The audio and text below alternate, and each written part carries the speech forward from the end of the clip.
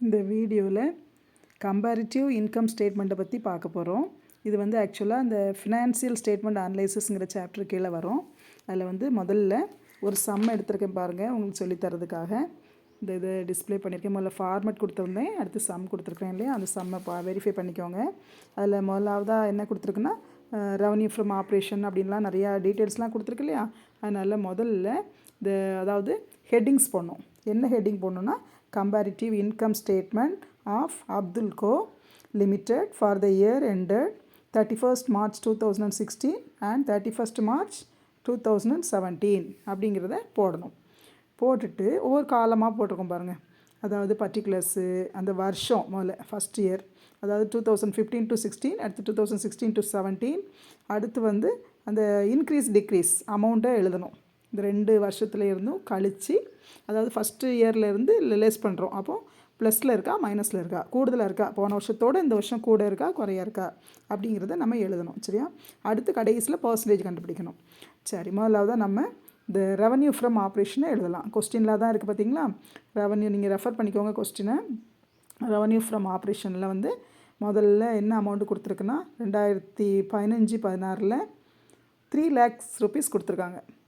அப்போ அந்த 3 lakhs வந்து அந்த வருஷத்துக்கு கீழே போடணும். அதாவது 2015 to 16 இருக்கு இல்லையா, அந்த வருஷத்துக்கு கீழே நீங்கள் வந்து 3 lakhs அப்படிங்கிறத போடணும். அந்த 3 lakhs போட்டுட்டு அடுத்து என்ன செய்யணும், அதுக்கு அடுத்த வருஷத்துக்குள்ளே அமௌண்ட்டை பார்க்கணும். அதுக்கு அடுத்த வருஷத்துக்குள்ளது என்னது 2016 to 17. அதுக்கு எவ்வளோ இருக்குன்னா 3,60,000 இருக்குது. 3,60,000 அதையும் நம்ம என்ன செஞ்சிடணும், எழுதிடணும். எழுதிட்டு அடுத்து என்ன செய்யணும், ரெண்டுக்குள்ளே டிஃப்ரென்ஸ் பார்க்கணும். இப்போ வந்து 3 lakhல இருந்து, அதாவது போன வருஷம் 3 lakh, இந்த வருஷம் 3,60,000. அப்போது கூடுதலாக எவ்வளோ ஆயிருக்கு 60,000. ஸோ ப்ளஸ் 60,000 போடுறோம். போன வருஷத்தோட 60,000 இந்த மாதிரி கூட, ஸோ ப்ளஸ் 60,000. அடுத்து add other income. Add other income, அதாவது அதில் அதர் இன்கம்ங்கிறது அடுத்தால கொடுத்துருக்காங்க இல்லையா கொஸ்டினில். ஸோ ஆட் அதர் இன்கம் அப்படின்னு போட்டு, அதாவது ரெவன்யூ ஃப்ரம் ஆப்ரேஷன்னாலே ரெவன்யூனாலே இன்கம். ஸோ அதோட அதர் இன்கம்மை நம்ம ஆட் பண்ணுறோம். அது வந்து எவ்வளோனா இதில் வந்து 1 lakh இருக்குது 2015-16. அடுத்து வந்து 2016-17 60,000 இருக்குது, அதை போட்டாச்சு. அப்போ 15-16 வந்து 1,00,000, அடுத்த வருஷத்தில் 60,000. அப்போ எவ்வளவு குறைஞ்சி போச்சு, எவ்வளோ குறைஞ்சி போச்சு, 40,000 குறைஞ்சிட்டு. ஸோ -40,000. சரியா? அடுத்து இப்போ ரெண்டையும் சேர்த்தா என்னது, இப்போ 2 அமௌண்ட்டையும் சேர்த்துட்டோன்னா இது வந்து ஆக்சுவலாக டோட்டல் ரெவன்யூன்னு சொல்லுவாங்க. ரெவன்யூ ஃப்ரம் ஆப்ரேஷன்னாலே சேல்ஸ்னு அர்த்தம், ஞாபகம் வச்சுக்கோங்க. சேல்ஸு அதோட அதர் இன்கம் ஆட் பண்ணும்போது நமக்கு கிடைக்கிற டோட்டல் ரெவன்யூ கிடச்சிருது. அதாவது பிஸ்னஸோட டோட்டல் இன்கம் கிடச்சிருக்கு. அதை இப்போ நம்ம என்ன பண்ண போகிறோம், ஆட் பண்ணி போட போகிறோம். ஆட் பண்ணி போட்டிங்கன்னா 4 lakh கிடச்சிட்டு. அதுக்கு பிறகு பாருங்கள், அதே மாதிரி அடுத்ததையும் ஆட் பண்ணுறேன். ஆட் பண்ணும்போது 4,20,000 கிடைக்குது. 4,20,000 ஆமாம் கிடைக்குது. போட்டோடனே அடுத்து என்ன பண்ணுறோம், அடுத்து அதில் உள்ள இன்க்ரீஸ் டிக்ரீஸ் பார்க்குறேன். இன்க்ரீஸ் டிக்ரீஸ் பார்த்திங்கன்னா இங்கே வந்து 4 lakh இருக்குது. அப்படி பார்த்தாலும் கிடைக்கும், அதில் பார்த்தாலும் கிடச்சிது பாருங்கள், மேலேருந்து கீழே லெஸ் பண்ணாலும் கிடச்சிருது. இப்படி பார்த்தாலும் உங்களுக்கு வருங்க கரெக்டாக 20,000 வருது, ப்ளஸில் வந்துடுது. சரி, அடுத்து வந்து என்ன இருக்குதுன்னு பார்த்தீங்கன்னா எக்ஸ்பென்சஸ் இருக்குது இல்லையா. எக்ஸ்பென்சஸ் எப்போவுமே லெஸ் பண்ணணும். எப்போவுமே நம்மகிட்ட இருக்கிற இன்கம் போக நம்ம என்னெல்லாம் செலவு பண்ணாமோ அதை லெஸ் பண்ணாதானே மீதி கரெக்டான அமௌண்ட்டு கிடைக்கும். ஸோ என்ன பண்ணணும், எக்ஸ்பென்சஸ் எழுதணும். அதுக்கு முன்னாடி இந்த நம்ம எழுதி கொண்டு வந்த அமௌண்ட்டுக்கு என்னென்னு எழுதணும். அது என்னென்னா டோட்டல் ரெவன்யூ, அதாவது டோட்டல் இன்கம்னு அர்த்தம். சரியா? அடுத்து இப்போ நம்ம என்ன பண்ண போகிறோம், எக்ஸ்பென்சஸை எழுத போகிறோம். எக்ஸ்பென்சஸ் எழுதியாச்சு. எக்ஸ்பென்சஸில் எவ்வளவு இருக்குது, 2 lakh இருக்குது. ஃபஸ்ட் இயரில் 2 lakh, செகண்ட் இயரில் வந்து 1,80,000 இருக்குது. ஸோ நம்ம இப்போ எழுதுவோம். 2 lakh வந்து 15 to 16. எக்ஸ்பென்சஸ் 2 lakhs எழுதின பிறகு நம்ம என்ன செய்யணும்னா அடுத்த எக்ஸ்பென்சஸ், அதாவது அடுத்த வருஷத்துக்குள்ளது.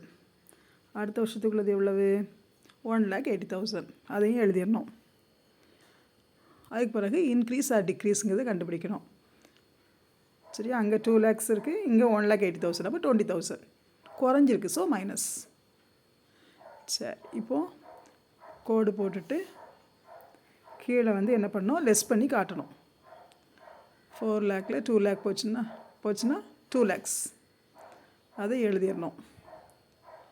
அதே மாதிரி அடுத்த காலத்துலேயும் பாருங்கள், அதில் எவ்வளோ இருக்குது, ரெண்டையும் லெஸ் பண்ணோன்னா எவ்வளோ இருக்குன்னா 2,40,000 அதையும் போட்டுறணும். அடுத்து இன்க்ரீஸாக டிக்ரீஸான்னு பார்க்கணும். எவ்வளோ டிஃப்ரென்ஸ் இருக்குது, 40,000 இன்க்ரீஸ் ஆகிருக்கு பாருங்கள். போன வருஷம் 2 லேக், இந்த வருஷம் 2,40,000 அப்படின்னா 40,000 இன்க்ரீஸ் ஆகிருக்கு. ஸோ ப்ளஸ் 40,000 அப்படின்னு போட்டுடணும். ப்ராஃபிட் பிஃபோர் டேக்ஸ் அப்படின்னு அதுக்கிட்ட எழுதணும். ப்ராஃபிட் பிஃபோர் டேக்ஸ், அதை இப்போ லெஸ் பண்ணி காட்டியிருக்கோம் இல்லையா அந்த எக்ஸ்பென்ஸு, அந்த மீதி உள்ள பகுதிக்கு பேர் என்னென்னா ப்ராஃபிட் பிஃபோர் டேக்ஸ், அதாவது டேக்ஸ் பண்ணதுக்கு முன்னாடி உள்ள ப்ராஃபிட்டு அப்படின்னு அர்த்தம். அடுத்து அதிலேருந்து நம்ம என்ன செய்கிறோம், இப்போது டேக்ஸ் எல்லாம் லெஸ் பண்ண போகிறோம்.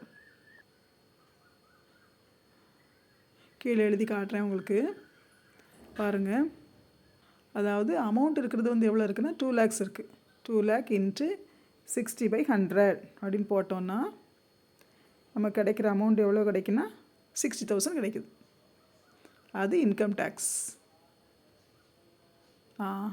அதே மாதிரி அடுத்த நம்பர் 2,40,000. 2,40,000 கண்டுபிடிக்கணும். 2,40,000 இன்ட்டு 30/100 அப்படின்னு போட்டோன்னா இதில் வந்து எவ்வளோ வருதுன்னா பாருங்கள், மல்டிப்ளை பண்ணி பாருங்கள், 72,000 வருது. 72,000 அதில் எழுதணும். அதாவது அந்த 2,40,000 கீழே எழுதணும் 72,000. அதுக்கு பிறகு இதுலேயும் என்ன பண்ணணும், லெஸ் பண்ணி எழுதிடணும். ஏன்னா இன்கம் டேக்ஸ் வந்து நம்ம பே பண்ண வேண்டியது, நம்மள்ட்ட இருக்க ப்ராஃபிட்டில் இன்கம் டேக்ஸை பே பண்ணுறோம்.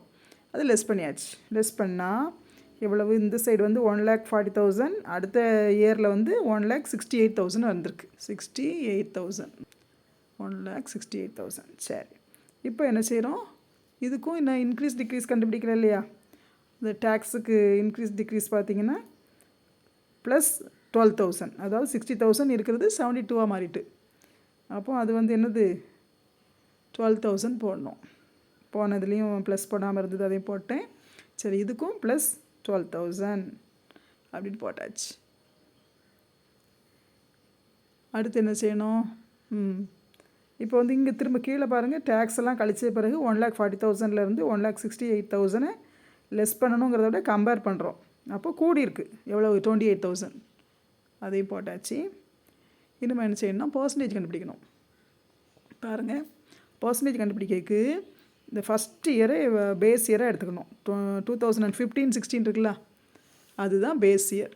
ஆமாம், இதை பேஸ் இயராக எடுத்துக்கிட்டு பாருங்கள், மேலே வந்து இன்க்ரீஸாக டிக்ரீஸாங்கிறத மேலே போட்டுட்டு கீழே அது அந்த ஃபஸ்ட் இயருக்குள்ளதை எப்போ போட்டுகிட்டே இருக்கணும். அதுதான் கம்பேரிட்டிவ் ஸ்டேட்மெண்ட்னாலே அதான், ஃபஸ்ட் இயருக்குள்ளது கீழே வந்துடணும். இன்ட்டு 100. அப்போது கட் பண்ணிங்கன்னா உங்களுக்கு எவ்வளோ வருது பாருங்கள், 0க்கு 0 கட் ஆகுது. கட் பண்ணி கடைசியில் எவ்வளோ இருக்குது மிச்சம், 3 கட் பண்ணால் 20% வந்துட்டு. ஸோ 20% என்ன இருக்குது, இன்க்ரீஸாக டிக்ரீஸாங்கிறது அந்த முன்னாடி உள்ள அமௌண்ட் நம்பரை பார்க்கணும். இன்க்ரீஸ் ஆனதில் ப்ளஸ் இருக்குல்ல, ஸோ அந்த ப்ளஸ் வந்து இங்கே வந்துடும், அவ்வளோதான். அடுத்து அதர் இன்கமுக்கு பார்க்கும். அதர் இன்கமுக்கு பார்க்கும்போது டிக்ரீஸ் ஆனது 40,000 இருக்குது. 40,000 டிவைடட் பை எவ்வளோ, 1 லேக் இருக்குது. அதுக்கு நேருக்கு இருக்கிறது பாருங்கள், 1 லேக் இருக்குது ஃபஸ்ட் இயரில் உள்ளது தான் பேஸ் இயர். இன்ட்டு 100. இப்போ 0க்கு 0 கட்டு, ஒரு 0வாக கட் பண்ண, மேலே ஒன்று கீழே ஒன்று. அதே மாதிரி இங்கேயும் கீழே ஒன்று மேலே ஒன்று. அந்த 100ங்கிறது மேலே தான் இருக்குது, அதனால் அப்படியே தான் கன்சிடர் பண்ணணும். கட் பண்ணோன்னா பாருங்கள் மிச்சம் எவ்வளோ வந்திருக்கு, மிச்சம் 40 இருக்குது. ஸோ 40% அப்படிங்கிறத இங்கே எழுதணும். அந்த அடுத்து இருக்கிறது வந்து 20,000 தானே இருக்குது, அந்த 20,000 மேலே போடணும். 20,000 மேலே போட்டு ஃபஸ்ட் இயரில் அதுக்கு நேருக்கு இருக்கிறத பார்க்கணும். எவ்வளோ இருக்குது, 4 லேக் இருக்குது. அந்த 4 லேக்கை கீழே எழுதுகிறேன். இன்ட்டு 100. இதுலேயும் கட் பண்ணிங்கன்னா 0க்கு 0, 0க்கு 0 அப்படியே கட் பண்ணி வந்தால் எவ்வளோ பர்சன்டேஜ் வருது, 4, 20ல் 4 வந்து 5 டைம்ஸ் இருக்குது. ஸோ 5%. 5%. அங்கே இருக்க சைனை பார்த்து ப்ளஸ் போடணும், அவ்வளோதான். சரி, அடுத்த நம்பர் என்ன இருக்குது? -20,000 இருக்குது.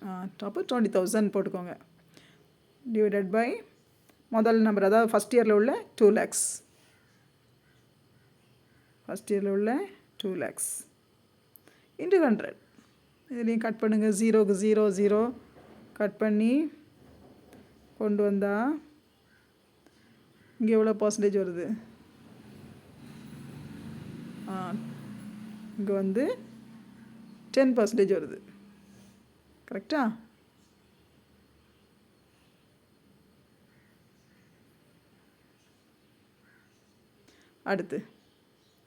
அடுத்த நம்பர் 40,000 இருக்குது. ஸோ 40,000 மேலே போட்டுக்கோங்க. அதுக்கு நேராக அந்த சைடு ஃபஸ்ட் இயரில் இருக்கிற நம்பர் எடுங்க. 2 lakhs இருக்குது, அதை கீழே போட்டுக்கோங்க. இன்ட்டு 100. 0க்கு 0 0 0 கட் பண்ணால் என்ன நம்பர் வருது? 20% வருது. 20%. ப்ளஸ்ஸா மைனஸா? அந்த முன்னாடி பாருங்கள், ப்ளஸ். ஸோ ப்ளஸ் 12,000 போட்டுக்கோங்க. 12,000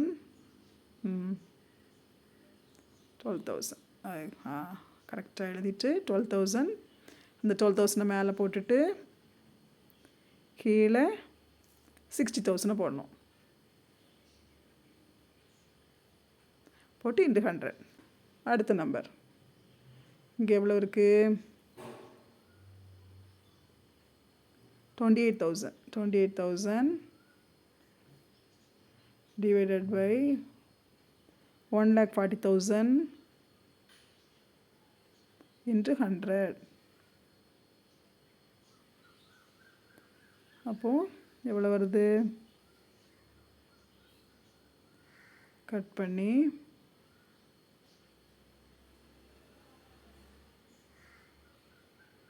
20% தான் இதுக்கும் வருது. ஸோ 20 ப்ளஸ்ஸை பார்த்து முன்னாடி இருக்க நம்பரை பார்த்து ப்ளஸ் போட்டாச்சு. 20%. சரி, இப்போ இந்த சம் முடிஞ்சுது. இதுக்கு முன்னாடி என்ன எழுதணும் தெரியுமா? இந்த கீழே உள்ள அமௌண்ட்டுக்கு நேருக்கு ஒரு சென்டென்ஸ் எழுதணும். என்ன எழுதணும்னா, ப்ராஃபிட் ஆஃப்டர் டேக்ஸ், அதாவது டேக்ஸ்லாம் கட்டின பிறகு மிச்சம் உள்ள ப்ராஃபிட்னு அர்த்தம். இந்த கம்பேரிட்டிவ் ஸ்டேட்மெண்ட் எதுக்கு உதவுதுன்னா, அதாவது போன வருஷத்தோடு இந்த வருஷத்தில் எவ்வளோ இன்கம் டிஃப்ரென்ஸ் இருக்குது அப்படிங்கிறத நம்ம ஈஸியாக ஐடென்டிஃபை பண்ணிடலாம். பெரிய பெரிய பிஸ்னஸ்லலாம் இந்த மாதிரி தான் என்ன பண்ணுவாங்க, பர்சன்டேஜ் கண்டுபிடிச்சி கம்பேர் பண்ணுவாங்க.